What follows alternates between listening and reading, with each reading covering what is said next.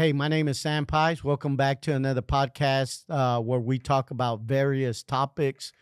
I'm in business, I'm in real estate, I'm in investments, and I just released Pies Capital Investments, where we're now taking in accredited investors to invest in different businesses, software companies, AI, real estate, and just looking at the whole scenario that's going on in America today. I think that immigration that crossed over right now, all the immigrants that have come have taken all the low end housing right now. So those individuals or those families struggling right now have now noticed that they're not finding as easy as it was before this movement of open borders to find housing right now. And so we're in a shortage. And the inflation, of course, back a couple of years in December when the material of housing went up. I'm talking about two by fours, plywood, roofing material, all that went up, and those prices never came down. Well, they came down as far as material, but as far as the rents, the housing, purchasing, and now with interest rates going up, I see the average individual that hasn't gotten the raise or the jump on inflation from the companies they work at. It's difficult. And without those companies raising prices, it's difficult to meet the demand of the employees looking for raises. You see the strike going on the East Coast, West Coast, from the ports. That's going to make it more difficult in America with products and services that everybody's offering. In Houston, the Northeast is mostly populated with the Latino market. So what I've seen is a lot of these houses now turning the garages into garage apartments. I see 2, 3 families living together. A lot of the immigrants who came across are now living in one facility garage apartment. You take 4 or 5 individuals and rent out rooms. And that's really taken off where they're just renting out the rooms now and not renting out the whole apartment to one family. Instead, leasing or renting out to 4 or 5 different individuals, depending the rooms inside. And some people are sleeping in the living room now just to house these individuals because right now there's a shortage of jobs. People are really looking at the Latino market. Do you have a social security number? Can I hire you? Are you legal? And what is your status with everything going on right now with the presidency? There's a lot of owners that are concerned of getting in trouble if they hire an illegal. They're still doing it out there, but they're still more concerned now. I mean, a lot of individuals that I'm talking to, business owners, because I'm a business owner, realize that a lot of people are really thinking about, do I want to go to jail? Do I want to get fined?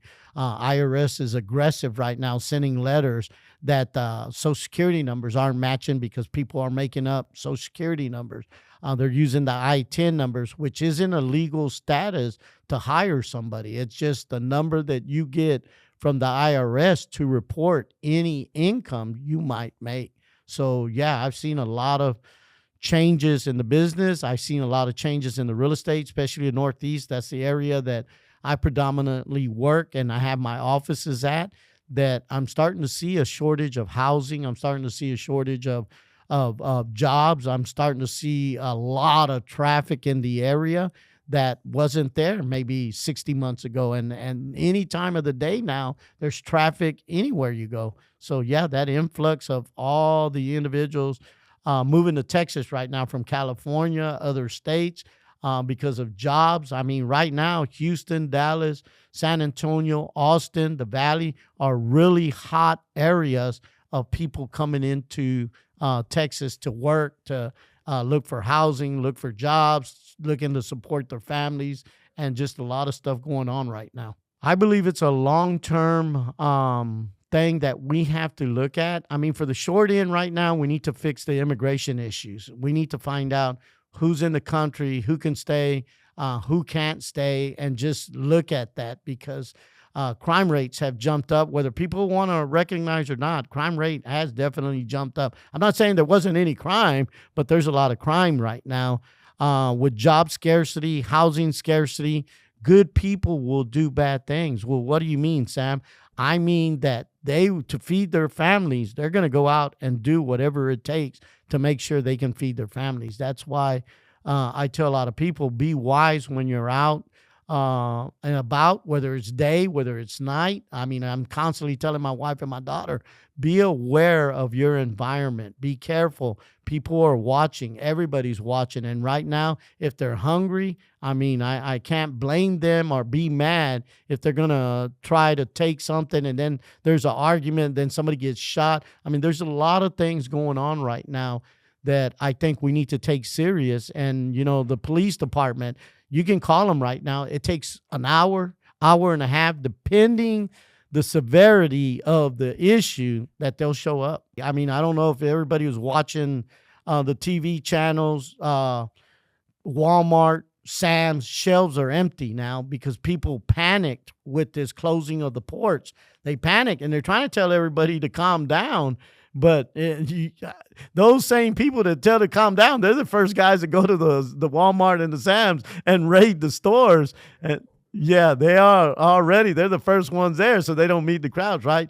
I'm kind of a active individual. So, for example, the storms that hit Houston, my gas tanks are always full 2 days, a day ahead. I go to Sam's, make sure that we're full on the groceries and things that we buy, the necessities. I always buy one extra. I've been doing that for the last 24 months. I buy one extra. So in case chaos happens and it shuts down, I'm not having to go to the store. Because I have the supplies at the house. Now, I do have a generator in my house. Electricity goes out, the generator kicks in. I do have a freezer in my garage to keep the extra meat, everything that I got, and having the generator helps out. So if the lights go out, I'm not concerned about that. And so I've been through a lot of storms and storms that I've been through that I wasn't prepared. And so as a tow truck driver, I was out in some of these storms helping people get out of the floods, get out of the water, trying to help as many people as I could. So having that base from the 80s and watching these storms, I have now my family know we need to be prepared, prevention. We need to take care of this stuff. Now, a lot of people say, well, I'm working hard, I'm barely making it. But your priorities, if you can shift your priorities, because that's what it is your priorities. I remember living in Northside and my house rent was, I want to say $400 in 2005, 2006. And I was always behind a month, 2 months, one step ahead of the foreclosure to go and pay. I was struggling to build my business, everything that was going on.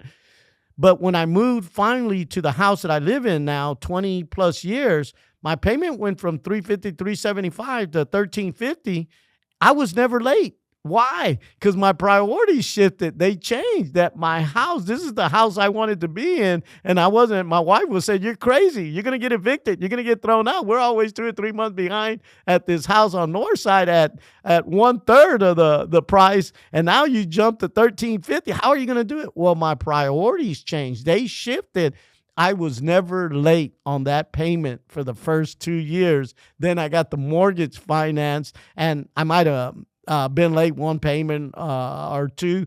But other than that, my whole priority shifted and changed. The shelter for my family became the number one issue in my life. So I was able to set up reserves. I started preventing. I started being proactive. And so regardless if I was short at the business, I made sure that my household was taken care of. Preparation meets opportunity. Exactly. 2008, 2009, the real estate crash, I bought 14 houses. I used hard money lenders, no credit, hard money lenders, got these houses, flipped them. Well, don't you feel bad that people were losing their houses? I said, well, somebody had to step in and buy them. I went back and rented some of these houses to the same people that lost them. So I tell people all the time, a lot of times we're the fix and we look as the bad guy, but really it's going to foreclosure. You're going to lose it anyway. And so I try to open up my businesses where I can be a win-win situation in a bad situation regardless. And so I've learned a lot through these 4 recessions that I've been through. And right now, I told a lot of people, commercial is really bad right now. Commercial real estate, hotels were being foreclosed on. Commercial buildings are empty. Just a lot of stuff that didn't go back to normal because of the pandemic. Everybody's working from home. So everybody shifted to automation software that worked with your employees from home. And so a lot of people, a lot of business owners enjoy that now. Now they don't need the big offices. They don't need but you still have companies that want people to come back to work, and they're having a difficult time because it's changed drastically all over the world, not just in America.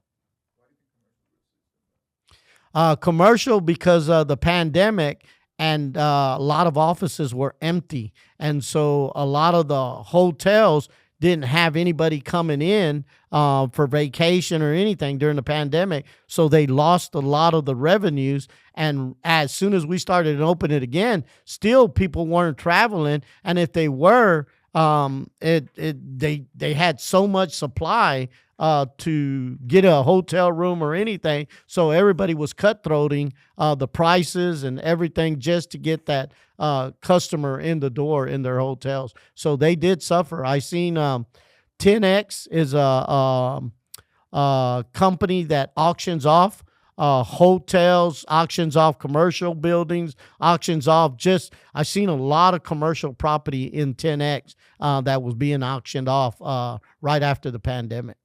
So people that had that high interest before the pandemic, they didn't want to pay no more because the interest dropped to 1% and 3%. I heard some owners let go of their hotels and form another group and went in and bought it at a better interest rate and a better deal where it was $3 million. Now they were buying at $1 million at the auction. So I thought, wow, man, this is crazy of what's going on. But you have to understand, everybody's looking for a better deal. And they say the banks paid the price on this. No, it was the consumer that deposited their money in those banks that they lent out.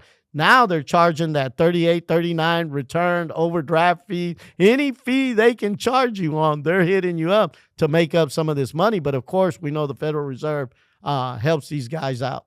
I say first-time home buyers should find a home for sale by owner and negotiate the best terms they can negotiate, because interest rates are open there. You get to the bank, there's only so much leverage you'll have. Whether great credit, if you got great credit, you're going to get the best interest rates that they have right now, but we know it's at 6% and 7%. You might find a homeowner, somebody selling their parents' house that no longer live there and looking to make a deal, and all they want to do is get rid of the mortgage or have somebody living in the house taking care of the house, because we have a lot of children that moved out of state that can no longer take care of this house. And to get a management company to manage it and the fees, they rather just sell it owner to owner, and you might get a 4 or 5% interest. I mean, I've gotten a few deals at 4 and 5% because I got it owner to owner. I gave a $20,000, $30,000 down payment. And so a lot of people tell me, well, I don't have that type of money. It's all about negotiation. You don't have to give the 20, 30. I did it to reduce the principal so that I have less money to pay for on interest. But there's a lot of deals out there right now that you can find that need to be repaired, need some maintenance, need some TLC, and you can negotiate a deal, especially for those children that live out of state, that you can make a deal with them. And a lot of Latinos have this mattress money that have 20 and 30,000 down to give down. I mean, they got cash. And so I call them the new robber barons, because everything they do cash, they pay no taxes on that cash. And this is how they're able to accumulate this money. Of course, a lot of us here, and I'm not just blaming them, a lot of us here in America are looking to save a dollar, save everything. So, you know, it's interesting to see how all this is being played out. And with FedNow being in the air and banks now using FedNow, which is going to get rid of the cash and everything's going to be digital, I think there's going to be some interesting times right now to see how a lot of these individuals are going to start trying to put this cash back into circulation. Right now, I know Harris is talking about first-time home buyer, $25,000 credit. I think it's a good thing. We need to get the builders back. A lot of builders that I do their tax preparation have slowed down. They're not building as many as they were. Cost, inflation, interest rates, and just the lack of support there that these builders need right now, these credits, so that they can continue to build. Because, there was a lot of theft going on. There was a lot of theft in materials, a lot of theft going on in the industry, and that only accumulated to raising prices on the price of a home. That puts a lot of first-time home buyers out of position to purchase some of these houses. They're buying less house right now because of the interest rate, where the 1 and 2 and 3% was giving them a bigger house and bigger opportunity. Now, I believe the opportunity right now is a lot of foreclosures are happening at 1 and 3% of these individuals that bought. I think this is why the negotiation of owner to owner to make a deal and take over the mortgage at that 1 and 3% is a great deal for a lot of home buyers. So there'll be, if you look at the Houston foreclosure list, every month there's a lot of foreclosures happening, and these are people that bought at 2 and 3%. And so if you could take over these mortgages and put it in and take it, I think you're going to be able to do very well with this, where people go in and say, well, you're 3 months behind. I could get you caught up, and I'll give you X amount of dollars to move out, and you take in that property and you run the mortgage and pay for it. The banks don't want the house back. They want you to pay that interest. That's what they're interested in, is that somebody continue to pay this interest. So there's escalation clauses in each mortgage that I think you should need to read those contracts and understand. Get an attorney that can write a wraparound or some type of contract that you can keep these mortgages intact at 1 and 3%. What I do at the office is we usually get them to come in and we try to understand their cash flow or their finances. We got budget sheets that we go over, and since we do a lot of their tax returns, we look at trying to make it a win-win situation to where you got equity in the house. I got some houses right now that got them caught up. They were going to be foreclosed on. I got the paperwork signed. We're going in, painting them, fixing whatever repairs they need. But of course, we had the families move out, and so that we can sell the property. And in the end, once we sell this property, we split the equity with the owner. Otherwise, they would have lost everything. And so we get them caught up. We make the payment. We repair the house. And now when we sell the property, we put it in writing that we split that equity with them. And so people are open to that. Instead of losing everything, what they done paid throughout these years, the down payments, everything, we try to make it a win-win situation. And that keeps people coming back to you. This has been my concept in business since 1981. This is how I've always done business, to figure out how do we create a win-win. It's in the 7 Habits of Highly Effective People to create a win-win situation. Again, for me, it's what is your strategy and what is the purpose of you buying a house right now? I got a lot of young individuals, professionals that just graduated college. They still live with their parents. And right now, they don't want to take the move of buying a home when they want to save money. And so either their parents came from parents that remember the recession of the 30s, and it's passed on to my dad's the silent group. He still remembers his dad talking about the depression that happened in the 30s, and my grandfather lived through that. My dad got past that mindset, that mentality of saving, be careful, be wise, don't buy more than you can handle and stuff. And of course, the baby boomer generation, right after the war, they took off and started building, doing, and all the chaos that they caused, and they wanted to give their kids more than what they had growing up. And hearing, there's a saying my dad said, there's no money, there's no credit, there's no, and I got tired of hearing that. So I went out and said, okay, I'm going to create businesses so that I have more than enough to create. I don't want to tell my kids there ain't no money, there ain't. And so, I think it's the words that we choose to teach our kids.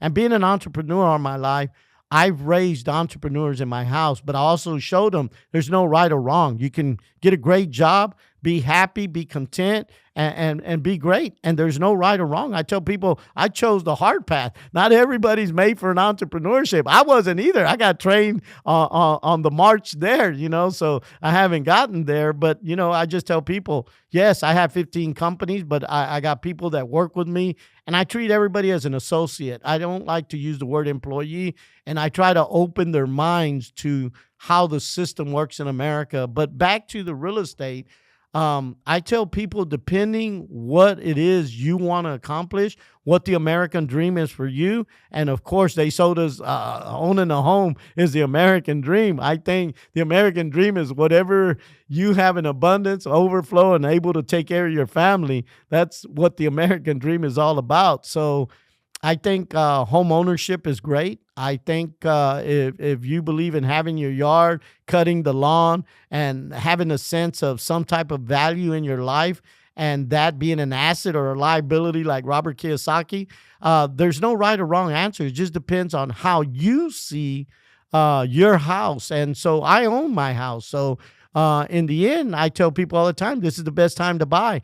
But for people that want to rent and wait till the chaos is clear, I agree with them also, because depending their situation and their cash flow, maybe their jobs aren't steady. Maybe they're fearful that the company might lay off. I mean, right now, there's no secure job in America. People are being laid off everywhere right now. And so I think it's just you need to run your budget, your thought process. If you're married, you need to really talk to your spouse and really make a plan. Most of us don't make a plan. We don't have a plan. We just live life day to day, and that's the plan, and life just happens to us. I want to go out and live life because I planned it, and I strategically made a plan with this. And sometimes it's hard when you're shifting and changing when you were just letting life hit you. And so when you start making a plan for a purpose and a reason, and you start trying to do a savings and prevention and being proactive when you weren't used to this, it can be a dramatic change for your family. I think people right now should look at what it is as an investment to understand what a home is for them, and understand that the first home they buy is not their last home. Starting people, get a starter home. I lived with my mother-in-law 3 years, paying rent to her. Thank God the house was big enough to maintain us. But I lived in 2 bedrooms, and our bathroom was there next to the 2 bedrooms. But finally, I bought a starter home for like $16,000. It was a 600, 700 square feet house, 2 bedrooms. The kitchen is like you walk to the front door and you were walking out the back door. So, my wife cried, please don't take me to this house. I said, well, we're already living in 2 bedroom, 1 bath with a big kitchen. So we moved there, and I stayed there 2 years. Sold the house for $35,000. Took that $35,000 and purchased a house in Northside off of 610 in Irvington, and lived there. And I was there 2 years before I bought the 3,200 square foot house that I'm in now. Now I'm telling my wife I'm ready to move. This ain't my heavenly house that Jesus left and said, I'm going to build a mansion for you. This isn't my mansion here on earth. So I'm looking at property because now I want to build my home for the last days of my retirement, how I want to spend my time. So I'm out looking for 3 to 5 acres that I can build a home now. So it's all about planning strategically. And I didn't start this way. I didn't start with a plan. I didn't start with, I'm going to do, I was just failing forward. Failing forward constantly. 42 years in business. I've been broke at least once or twice a year for 42 years. So, so I tell people all the time, look, there's some setbacks, there's some reboots, there's failures, if you want to call them. But failures are good for us to understand that our plan didn't work. So we got to go back to rewriting the blueprint. We got to write it in pencil so you can erase it and rewrite that blueprint as you go forward in life. There's no promises of tomorrow. Things are going great, then your health might be out of whack. And so, you got to plan the best you can and hope for the best the outcome that can come. So housing right now, it just depends what your plan is right now for the next 5 years. And I say 60 months, plan out 60 months. Who knows 10 years? Who knew about this pandemic? So I tell everybody, at least make a plan for 60 months and understanding what direction. Are you going to go 100% that direction? Of course not. Things are going to happen and setbacks will come in, but you'll be more prepared if you plan than just letting it happen to you. I'm good. This is a great podcast. Hope you listen and come back next week.